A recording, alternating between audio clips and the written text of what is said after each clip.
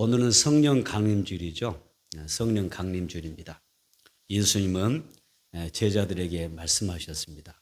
내가 또 다른 보혜사 성령을 너에게 보내주겠다. 성령이 너에게 보내줄 텐데 그 보혜사 성령님께서 영원토록 너희와 함께 하실 것이다. 이런 약속을 주셨습니다. 성령을 우리는 보혜사라고 그러죠. 보혜사라고 그러고 또 성령님 우리는 다르게 표현해서 또 어떻게 표현하죠? 많이 여러분 나누셨어요, 저와. 파라클레토스라고 그러죠.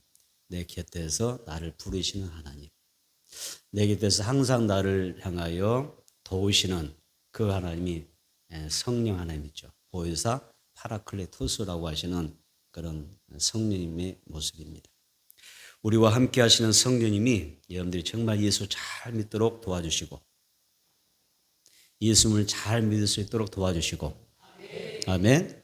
그 성령님께서 여러분들이 이 땅을 살아갈 때 정말 예수 생명을 전파하는 사람으로 그리고 건강한 교회를 세워가는 사람으로 또 복음을 누리면서 살아가는 그런 사람으로 여러분들을 붙잡아 주시고 도와주실 줄로 믿습니다. 그래서 성경은 보혜사 곧 아버지께서 내 이름으로 보내실 성령, 그가 너에게 모든 것을 가르치고 내가 너에게 말한 모든 것을 생각나게 하리라 이렇게 말씀하셨어요. 오늘 우리 예배 가운데 성령님께서 우리에게 기름 부음으로 충만히 채워주시는 은혜의 시간이 되기를 바랍니다.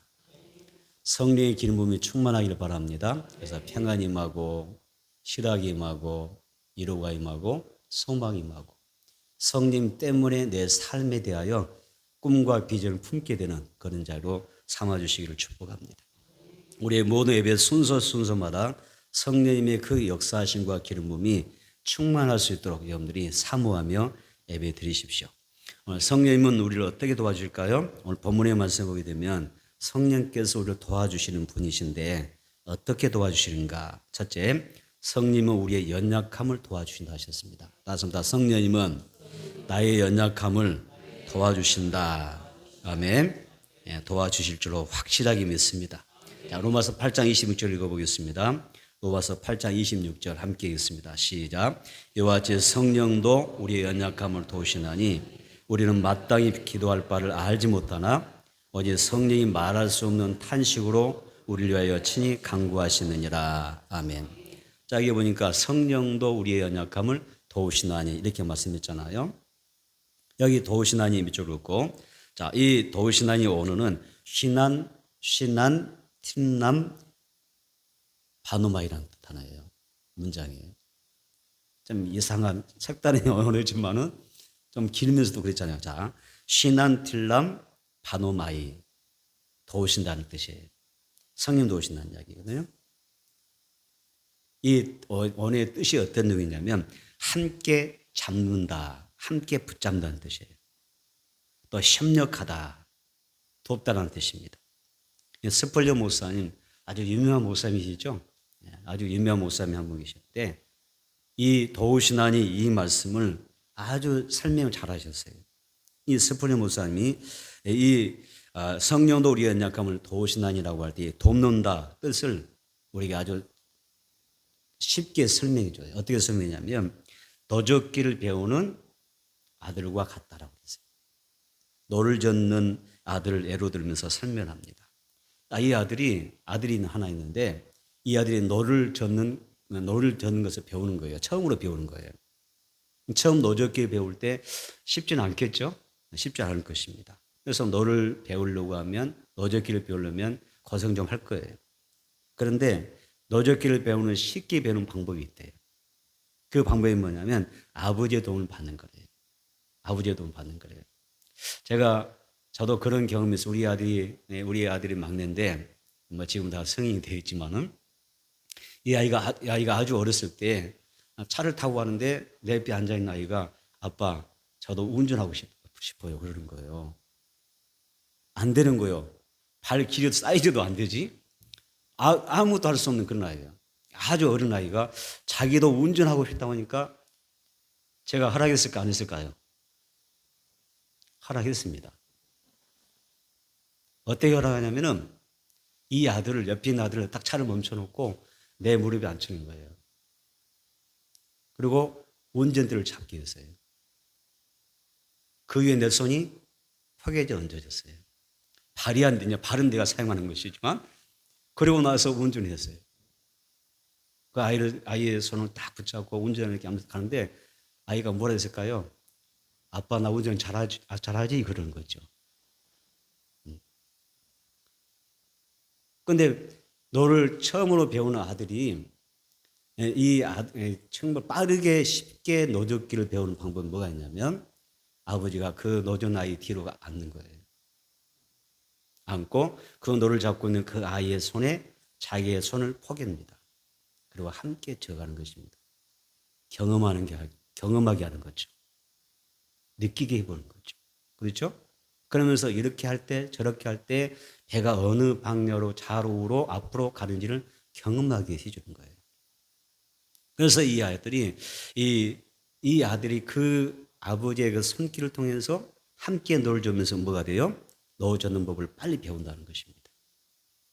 성령님은 이와 같습니다. 노젓기를 배우는 아들을 도는 아버지가 아버지처럼 성령님이 우리를 도와주시는 거예요. 우리가 연약할 때, 힘들어할 때, 어떤 상황에서 이 문제를 어떻게 내가 풀어가지라고 할 때 성령께서 내게 다가오셔서 나를 그렇게 도와주시는 거예요. 그런 방법. 그래서 나의 그 연약함을 이 순간 가장 좋은 방법으로 내 삶을 컨트롤해 주시고, 그리고 방향을 제시하시고 깨닫게 해주시고 이끌으시고 가르쳐 주신 분이 누구예요? 성령이라는 것입니다. 여러분, 성령 우리가 괴로운 일을 만났을 때 정말, 그리고 힘겨워할 때, 우리가 좋은 일을 통하여 살아갈 때도 마찬가지죠.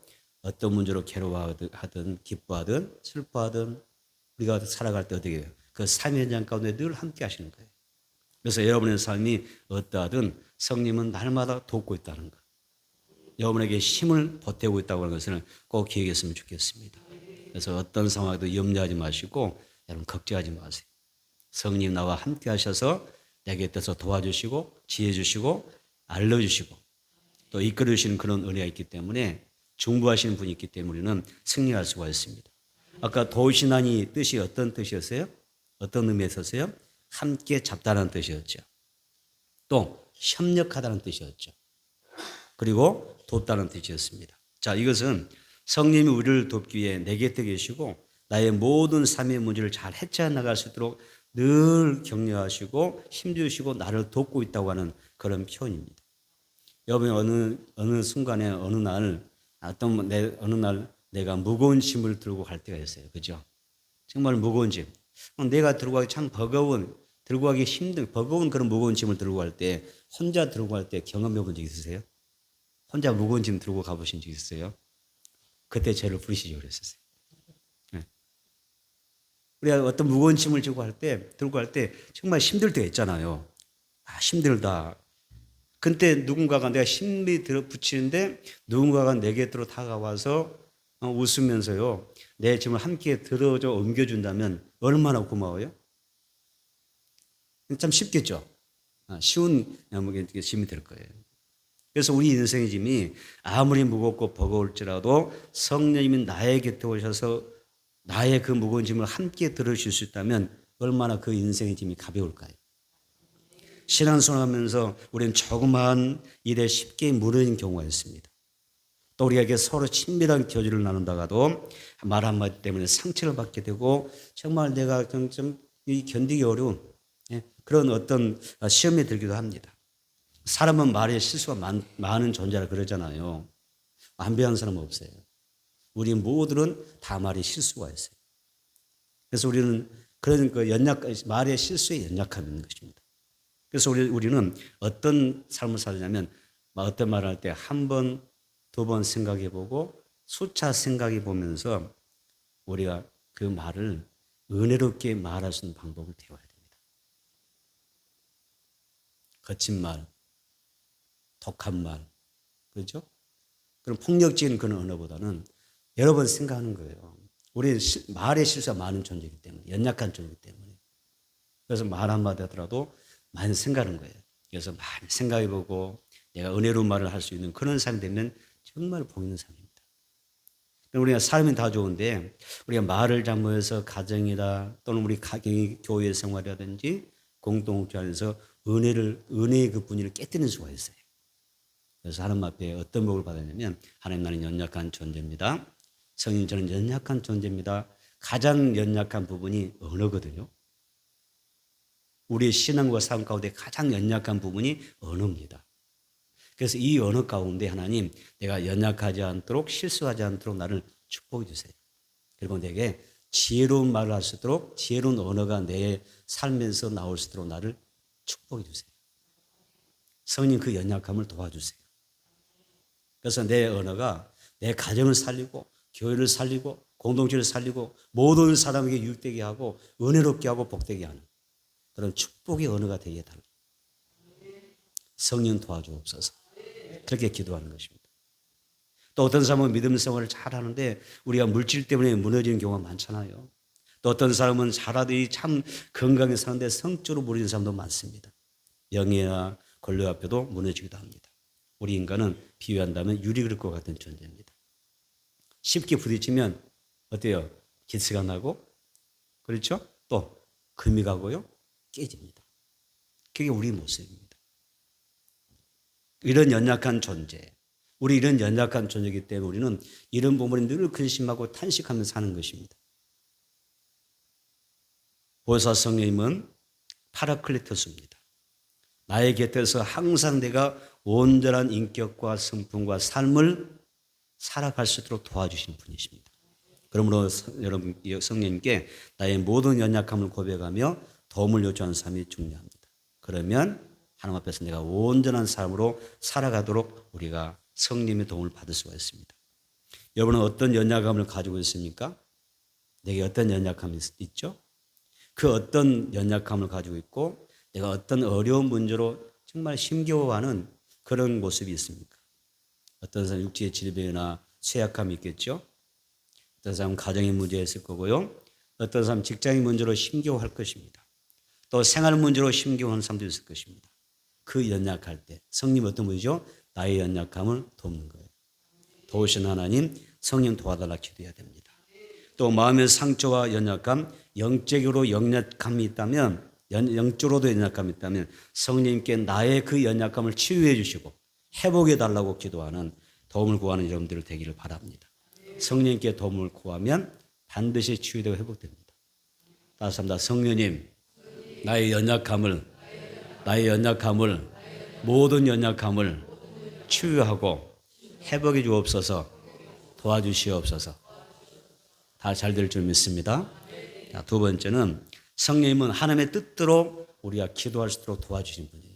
다시 해봅시다. 하나님의 뜻대로 기도할 수 있도록 도와주신다. 아멘. 로마서 8장 26절에 우리가 내용 말씀 중에서 연약함이라는 단어가 나왔죠. 그러니까 성령님이 우리의 연약함을 도우시나니라고 했단 말이에요. 그렇죠? 여기 연약함은 특별히 어떤 연약함을 이야기하고 있냐면요, 성도의 기도 생활을 이야기합니다. 성도의 기도 생활의 연약함을 언급하고 있는 말씀이에요. 그래서 여러분이 우리가 기도 생활 잘해야 되죠? 잘해야 되죠? 아직 기도 생활 잘 안 되신 분 좀 마음이 걸리십니까? 다시 한번 기도 생활을 잘해야 될 줄은 믿습니다. 자, 우리가 기도 생활을 잘해야 하는데, 자, 우리가 기도를 잘하지 못하는 연약함을 가지고 있다는 거예요. 예수님의 제자들에게 기도하라고 분부하셨어요. 기도하라 이렇게 말씀하셨어요. 그런데 제자들은 한 시간도 깨어있지 못하고 육신이 피곤하여 어디에서요? 곤히 잠들어 있었어요. 그때 주님께서 제자들을 흔들어 깨우시면서 하셨던 말씀 기억나십니까? 뭐라고 하셨을까요? 마태복음 26장 41절. 자, 기도해야 되는데 우리가 기도해야 되는데 기도하지 못하고 피곤해서 기도하지 못하며 내가 신앙으로 영적으로 잠들었을 때 예수님 내게 오셔서 뭐라고 하실까? 마태복음 26장 41절 읽습니다. 마태복음 26장 41절. 마태복음 26장 41절 같이 읽어봅니다. 시작. 시험에 들지 않게 깨어 기도하라. 마음에는 온유에 대해 육신이 약하도다 하시고 이쪽 보세요. 시험에 들지 않게 깨어 기도하라. 예수님이 어느 날 기도하라 하시더니 제자들이 피곤해서 기도 못했어요. 잠을 아주 쿨쿨 자고 있는 거예요. 그러면 그 기도하지 못하고 잠들어 있는 그 제자들을 깨우시면서 예수님이 하실 다양한 말씀이 있을 때, 여러 종류의 말씀이 있을 텐데 왜 여기다가 대본에 뭐라 하셔요? 시험에 들지 않게 깨어서 기도하라 하실까요? 이게 우리의 삶이고 우리의 영적인 삶의 모습이라는 거예요. 삶의 현장이라는 이야기입니다. 우리의 삶에는 기도가 내 영을 깨우는 살리는 산소 같은 것입니다. 산소입니다. 우리는 산소를 공급받지 못하면 죽습니다. 아무리 건강한 삶도 여러분 우리가 산소를 얻지 못하면 어때요? 죽어요. 5분 못 견딜 거예요? 5분 안에 여러분 다 천국 가십니다. 그렇죠? 그래서 산소는 그렇게 중요한 건데 기도는 내 영혼의 산소다. 우리는 성경에는 기도를 어떻게 하라고 그러죠? 호흡과 같이 하라고 그럽니다. 그런데 누구든지 정말 살다 보면 깨어 있어야 할 때가 있거든요. 내가 정말 깨어 있어야 될 때가 있어요. 가정을 위해서, 교회를 위해서, 내 삶 가운데, 내 직장 가운데, 내 산업 가운데 반드시 깨어서 기도할 때가 있어요. 없을까요? 정말 내가 기도할 때가 있어요. 있단 말이에요. 그런데 기도할 때가 있는데 그 때를 놓쳐버리면, 기도의 때를 놓쳐버리면 어떻게 될까요? 기도해야 될 때 그 때를 놓쳐서 너무나 많은 사람이 힘겨워하는 거예요. 시험이 될 때가 있단 말이에요. 그래서 하는 예수님은 시험의 때가 있을 수 있기 때문에 어느 때가 시험의 때가 있기 때문에 그 때가 오기 전에 뭐예요? 기도로 무장하라는 거예요. 우리가 왜 깨어 기도해야 될까요? 기도해야 시험이 들지 않아요. 기도하면 하나님이 주신 축복들을 마귀에게 뺏기지 않습니다. 기도하면 어떻습니까? 내 믿음을 지켜낼 수가 있습니다. 세상 가운데 승리할 수가 있습니다. 기도가 그렇게 중요해요.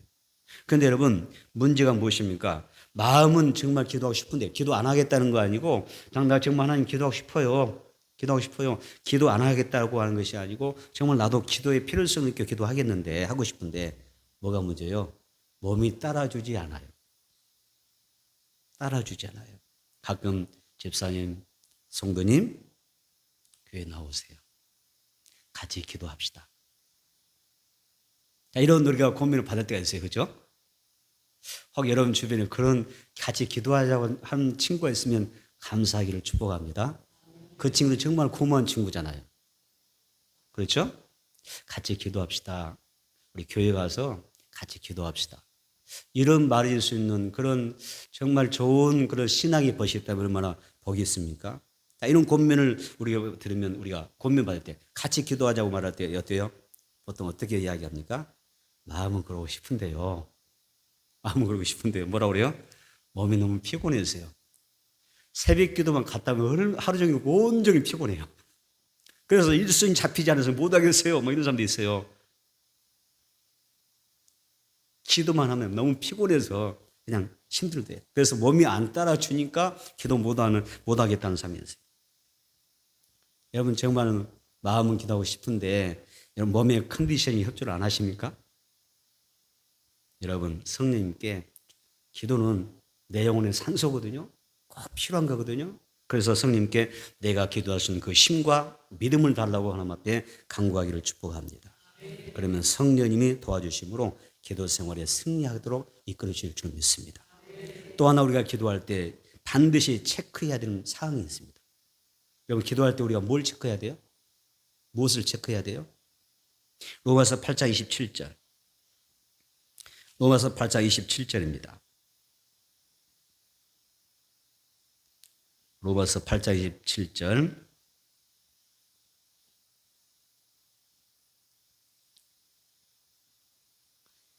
있습니다. 마음을 살피신 이가 성령의 생각을 하시나니 이런 성령이 하나님의 뜻대로 성도를 위하여 간구하심이니라. 몇 줄? 마음을 하나님이 어때요? 마음을 살피신다 하셨어요. 마음을 살피신다. 하나님 우리의 마음을 살피고 계십니다. 세밀하게 살피십니다. 너의 마음이 어떠하냐. 그래서 너의 마음이, 너의 기도하는 그 마음이 정말 하나님의 마음에 합당한 그 마음인가. 합당한 마음이라면 하나님이 뭐 하시죠? 그 기도 가운데 복을 주시겠다는 거예요. 여러분, 성령님은 우리를 위하여 어떤 기도를 하고 계셔요? 어떤 기도 하신다 하셨어요? 하나님의 뜻에 따라 우리를 위해서 기도하신다는 거예요.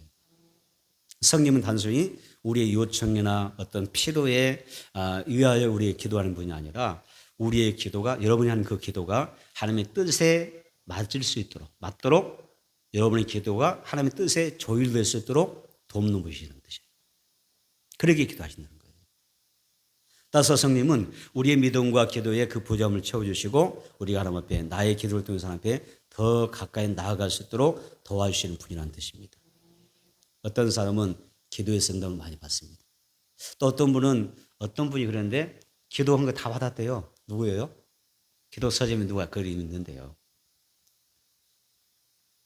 어디 맞아요, 맞는데 기도 몇 번에서 몇 번 응답 받았다고 그래요? 저는 지금 좀 가물거려서 모르니까 여러분 서점 가서 한번 찾아보세요. 기도해서 다 응답받아요. 기도해서 단 한 번도 응답받은 것이 없대요. 그래서 어떤 분은 다 응답받아요. 근데 어떤 분은 열심히 기도했는데 응답이 안 돼요. 어떤 사람 기도해서 응답받고 어떤 사람 응답에도 응답이 되지 않아요. 그 차이가 뭐라고 생각하세요? 그 차이가 뭐죠? 마음의 차이입니다. 어떤 마음이냐. 어떤 마음으로 너가 하나님 앞에 나와서 기도하느냐. 그 기도에 따라서 어떤 사람의 기도 응답되고 어떤 사람의 기도 응답이 되지 않는 거예요. 마가복음 10장 35절 볼까요? 마가복음 10장 35절. 마가복음 10장 35절.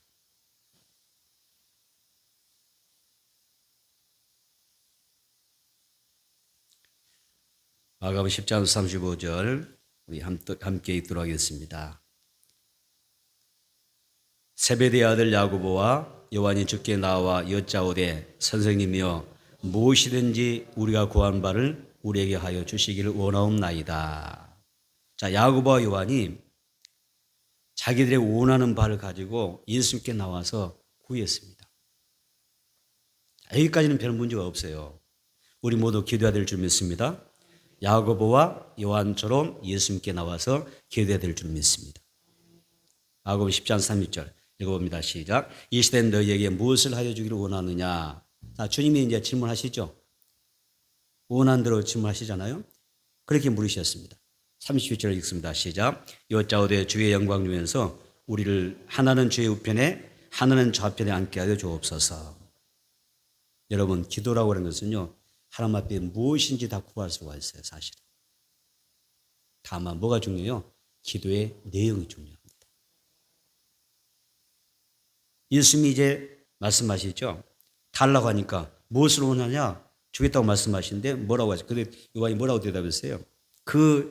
주님 하나는 좌편에 하나는 우편에 앉게 해달라 이런 적 있는데 그런 요구에 대해서 마가복음 10장 38절 상반절에 이렇게 이야기하죠. 같이 봅니다. 예수께서 이르시되 너희는 너희가 구하는 것을 알지 못하는도다. 이렇게 말씀하시죠.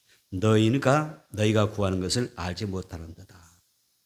이 말씀 뭐예요? 기도는 하되 어떤 기도를 하라는 이야기죠? 하나님의 뜻에 맞는 기도를 해라.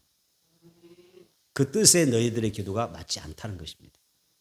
너희 기도가 하나님의 뜻과는 지금 뭐예요? 굉장히 거리가 멀다는 것입니다.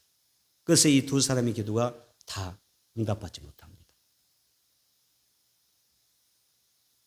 야고보서 4장 3절 봐볼까요? 야고보서 4장 3절. 야고보서 4장 3절.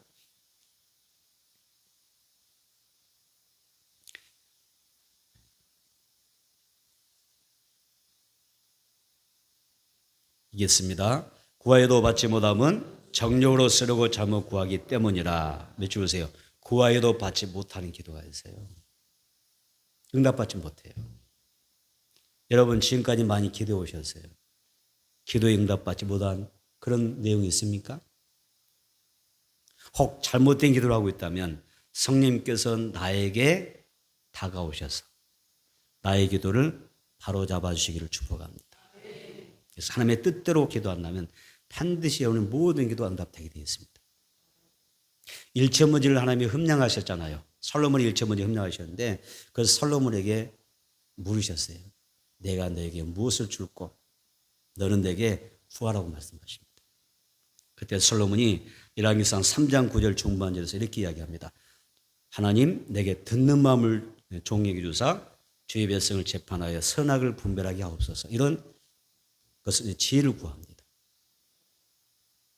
하나님의 뜻대로 선한 정치하게 해주시고 듣는 마음 주셔서 백성들이 듣는 마음 주셔서 백성들을 자로 하나님의 택한 백성들을 잘 지도할 수 있도록 도와주세요. 이런 기도였어요. 솔로몬의 기도가 야고보와 요한의 기도 많이 다르죠. 많이 다르단 말이에요. 그때 열왕기상 3장 10절에 하나님께서 뭐라고 말씀하실까요? 보겠습니다. 열왕기상 3장 10절.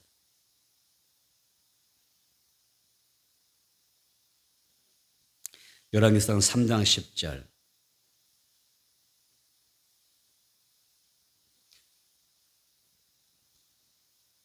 같이 읽습니다. 솔로몬이 이것을 구하며 그 말씀이 주의 마음에 든지라. 아멘. 그의 기도가 어때요? 하나님의 마음에 들어요. 하나님의 마음에 들었다는 것입니다. 그래서 하나님은 솔로몬의 기도를 정말 흠량이 흡족하게 받으셨어요. 그래서 우리는 기도할 때 어떤 내용의 기도를 하느냐 중요합니다. 성령님은 우리가 기도할 때 성령님은 우리의 기도를 우리의 연약한 기도 생활을 도우러 오신 분이에요. 돕는 분이란 말이에요. 오늘 본문은 성령님이 우리의 연약한 기도를 돕는 분으로 소개되고 있는 거예요. 자, 성령님은 뭐라고 하시죠? 우리가 기도할 때 마땅히 구해야 할 것들을 가르쳐 주셔요. 아멘. 또 기도하는데 우리가 무엇을 기도할지 모를 때가 있어요. 그래서 빌 바를 알지 못할 때 우리가 바른 기도 생활할수록 도우시는 분이다. 이렇게 말씀하십니다. 그래서 성령 하나님은 하나님이 기뻐하시는 그런 기도를 할 수 있도록 나를 돕는 분입니다. 여러분의 기도가 하나님의 뜻대로 구하는 기도가 되기를 축복합니다. 성령님이 도와주시길 바랍니다. 여러분의 기도를 바로잡아 주시기를 축복합니다. 자, 에베소서 6장 18절. 에베소서 6장 18절. 하나님이 원하는 기도, 하나님의 뜻대로 하는 기도가 어떤 기도냐? 에베소서 6장 18절.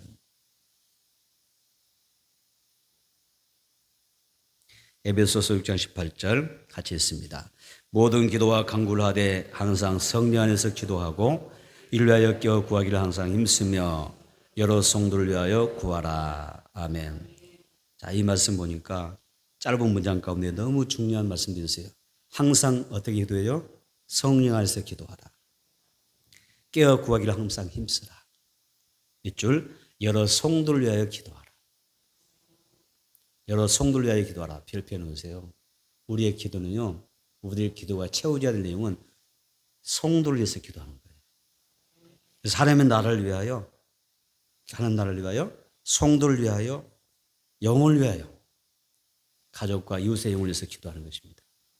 하나님이 그런 기도를 기뻐하시죠. 그거 아시죠?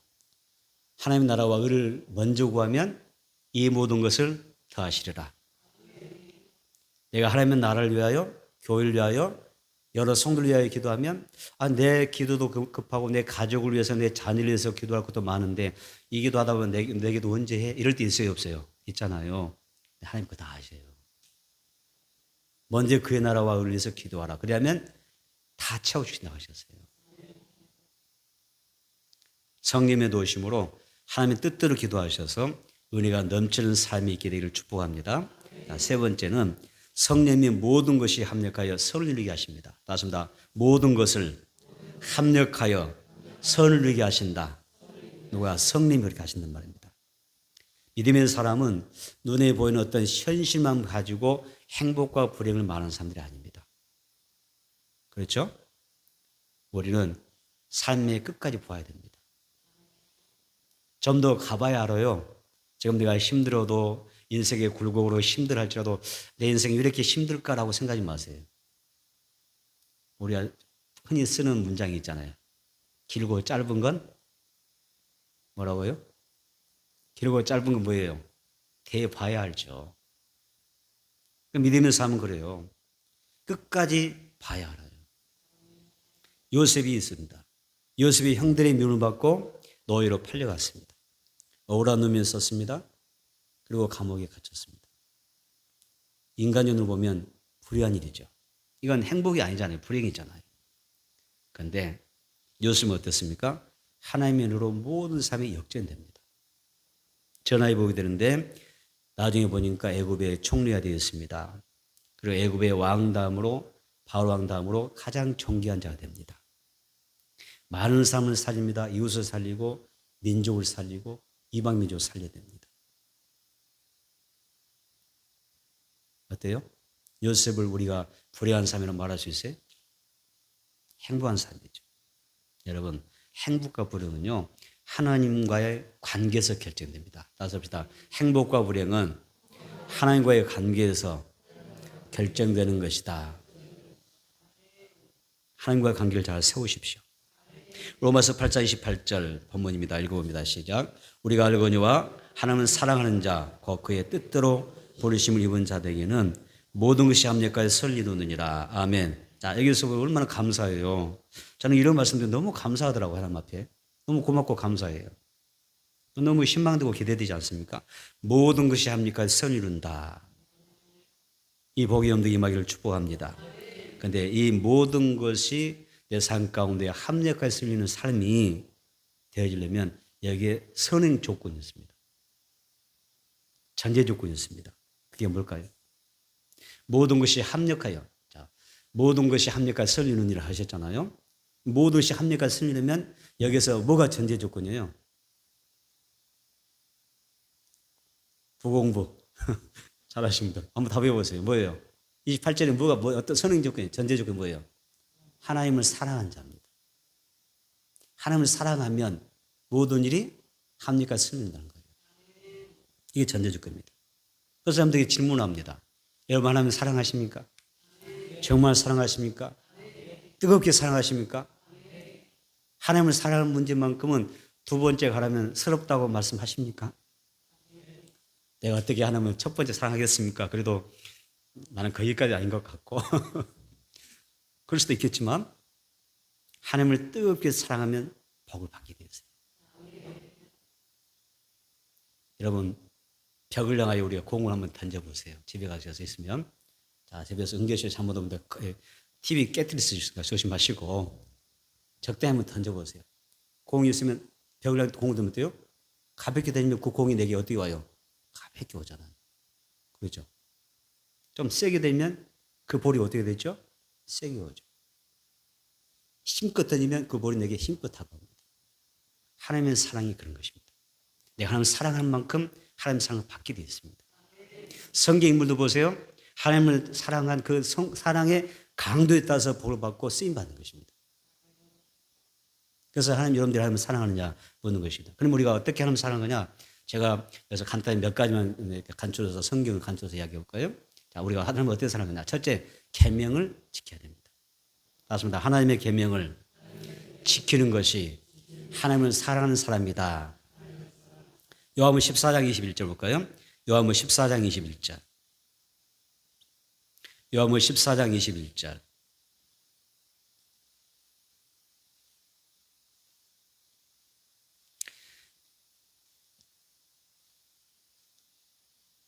요한복음 14장 21절 읽겠습니다. 나의 계명을 지킨 자라야 나를 사랑하는 자니 나를 사랑하는 자는 내 아버지께 사랑을 받을 것이요 나도 그를 사랑하여 그에게 나를 나타내리라. 아멘. 밑줄. 나의 계명을 지킨 자라야 나를 사랑하는 자다. 여러분 하나님을 정말 사랑하신다면 계명을 지키십시오. 계명이 뭐죠? 말씀입니다. 나의 감정, 나의 생각을 좀 내려놓으세요. 나의 감정, 생각이 매이면 하나님을 사랑할 수가 없어요. 이걸 좀 내려놓으시고 주님 내가 정말 순전한 마음으로 오직 하나님의 말씀을 사랑하고 그 말씀 따라 내가 어떻게 해요? 말씀에 순종하며 살겠습니다. 성령 내가 그렇게 살아갈 수 있도록 나를 도와주옵소서. 이렇게 기도하는 것입니다. 그 다음에 두 번째는 어떤 거냐면 예배를 정말 소중히 여겨야 됩니다. 하나님을 사랑하는 방법입니다. 그 하나님의 사랑하는 그 예배를 내가 어떻게 예배를 여기냐가 이것이요. 하나님 사랑하는 방법이 기준 척도입니다. 사랑의 척도입니다. 예배를 50일 하지 않습니까? 50의 뜻이 뭡니까? 내 삶의 가치입니다. 내 인생의 최후의 가치가 가장 소중한 것이 가치라는 의미인데 그 50이 바로 예배입니다. 정말 하나님을 사랑한다면 하나님 내가 정말 하나님 사랑해요라고 하는 사람은요. 예배를 소중하게 여깁니다. 예배를 귀하게 여기고 하나님 앞에서 한 사람으로서 예배자로 발견되기를 축복합니다. 세 번째는요. 하나님의 뜻을 우리가 늘 물으면서 사는 거예요. 오늘 본문의 말씀처럼. 내 신앙과 삶 속에서 매 순간 하나님의 뜻을 물어야 됩니다. 하나님의 뜻은 어떤 것인지, 하나님의 뜻이 무엇인지 이렇게 물어가면서 사는 사람은요. 하나님 앞에 복을 받게 되어 있습니다. 그리고 하나님을 사랑하는 마음은 또 한 가지 하나. 하나님을 사랑하는데요. 계명이 뭐예요? 크게 두 가지잖아요. 하나는 하나님을 사랑하는 것이고 또 하나는 이웃을 내 몸과 같이 사랑하는 것이죠. 그게 계명입니다. 그래서 사랑하는 일에 힘써야 됩니다. 어떻게 하면 내가 사랑할 수 있을까? 어떻게 하면 더욱더 이웃을 사랑할 수 있을까? 어떻게 하면 내가 단순도 사랑할 수 있을까? 여러분 교회 나오셔서 사랑을 많이 하고 가시길 축복합니다. 사랑도 많이 받으시고요. 사랑 많이 하세요. 어디에서? 교회 안에서. 절대 교회에서 인상 쓰지 마세요. 무섭습니다. 사랑만 많이 하세요. 교회는요. 사랑하는 사람들이 모이는 것입니다.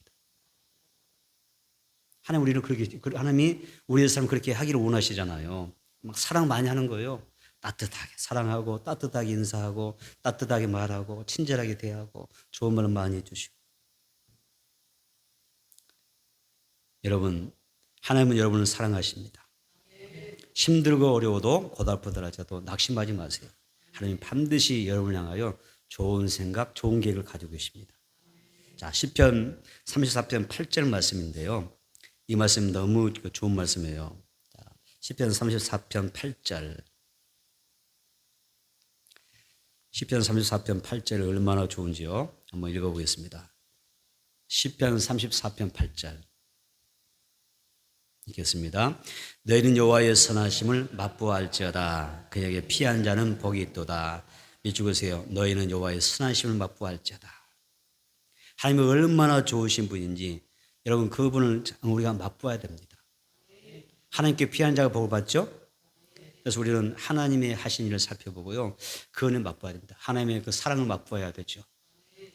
주여 맛보게 하여 주옵소서. 하나님의 평안을 맛보게 해주세요. 하나님 신앙의 즐거움, 인생의 즐거움을 맛보게 해주세요. 하나님으로 인생의 모든 삶의 은혜를 맛보는 것입니다. 하나님의 선하신 그 은혜, 그 선하신 축복을 맛보는며 살아가는 것이 복이잖아요. 오늘 하루도 여러분 신앙생활하고 또 교회 생활하실 때에 하나님의 그 선하신 그 은혜의 맛을 좀 맛보면서 그 인생의 즐거움을 느끼며 살아가는 하루가 되기를 축복합니다. 여러분 성령이 도와주셔서 우리가 하나님의 은혜와 사랑 깨달게 하시고 행복한 신앙을 살아가도록 이끌어 주시기를 축복합니다. 말씀을 정리하겠습니다. 우리는 성령을 사모하고 성령으로 충만한 삶을 살아가야 됩니다. 성령의 도우심이 없는 우리의 신앙도 삶도 사역은 결코 온전할 수가 없습니다. 성령께서 우리에게 오셔서 연약함을 도와주시고 또 하나님의 뜻대로 기도하게 만들어주시고 모든 일을 합력한 손을 쓰도록 도와주시는 이가 필요합니다. 갈라디아서 5장 25절을 보니까 이런 말씀이 있었습니다. 만일 우리가 성령으로 살면 또한 성령으로 행할지니라 이런 말씀이 있습니다. 그러므로 여러분 무엇을 하든지 성령으로 행하기를 노력하십시오. 기도도 어떻게 해요? 성령으로 기도해야 됩니다. 아멘. 봉사도 성령으로 하는 것입니다. 예배도 성령으로 드리는 것입니다. 전도도 성령으로 하는 것입니다. 그래서 성령의 도우심과 인도하심을 살게 되면 하나님 매우 기뻐하시고 가장 좋은 선물들 은혜와 복을 허락해 주실 것입니다. 이 한 주간 성령의 이끌으심 안에서 도우심 안에서 여러분 말씀에 순종하면서 막 좋은 일이 팡팡팡 터지기를 가득하기를 주의 이름으로 축복합니다.